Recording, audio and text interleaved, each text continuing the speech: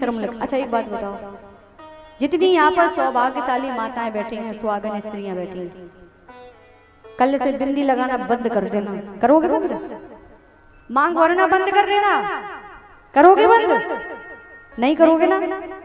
अगर हम आपसे कह जाएं कि आप सौभाग्यशाली स्त्रियां हैं, सुहागन नारी हैं, कल से मांग मत भरना, बुरा लगा आपको? लगा बुरा? अरे कम से कम बोलो तो, है लगा बुरा?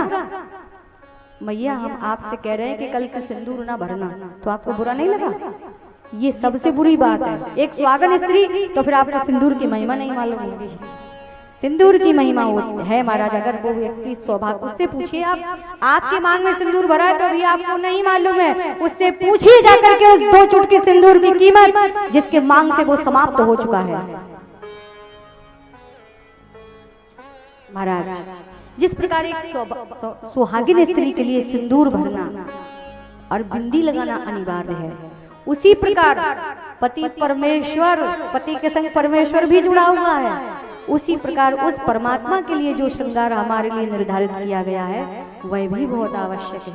पति जीवित हो, पत्नी मांग में सिंदूर ना लगाए तो पति को कितना बड़ा धक्का लगेगा। पति जीवित हो और पत्नी गले में मंगलसूत्र ना पहने, एक पत्नी वध व्यवहार ना करे तो कितना धक्का लगेगा। लगेगा कि नहीं लगेगा? उसी प्रकार हमारे भगवान को धक्का लगता है जब हम कंठी नहीं पहनते हैं, मस्तक पर तिलक नहीं लगाते हैं, कलावा नहीं बांधते हैं। ये हमारे सनातनी होने का हमारे निशान है, हमारी पहचान है। हम बताते हैं कि हम किसी के हैं। एक स्त्री जब मांग भरती है और सिंदूर माथे पर सजाती है, गले में मंगलसूत्र पहनती है, तो उसको देख करके पता लगता है कि इसका कोई स्वामी है, इसका कोई पति है। उसी प्रकार जो गले में कंठी धारण करता है, मस्तक पर चंदन धारण करता है, उसको देख करके पता लगता है कि इसका कोई स्वामी है। और विवाहित महिलाओं पर कोई नजर नहीं डालता है। क्यों? क्योंकि वो पहले से ही विवाहित हैं। देखो दुष्टों की नहीं कह सकते, दुष्ट तो फिर बूढ़ी मैयाओं पे भी नजर डाल सकता है, उसकी कोई लिमिट नहीं है। लेकिन एक साधारण तौर पर एक अविवाहित माता की ओर कोई लड़का आंख उठा करके नहीं देखेगा। उसी प्रकार जिसके मस्तक पर चंदन और गले में कंठी होती है, उन्हें यमराज के दूत भी आंख उठा करके नहीं देखते हैं। बोलो राधे राधे। वो भगवान के धाम को प्राप्त करते हैं, वो फिर नरक नहीं जाते हैं।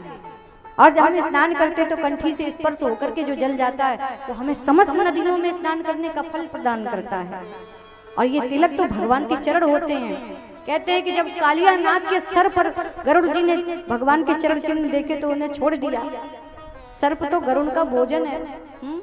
उसी प्रकार जब हमारे मस्तक पर चंदन तिलक देखेंगे यम के दूत, तो वे हमें त्रास नहीं देंगे, तब हमें भगवान के बैकुंठ से पार्षद लेने आएंगे। बोलो फायदा किसमें है?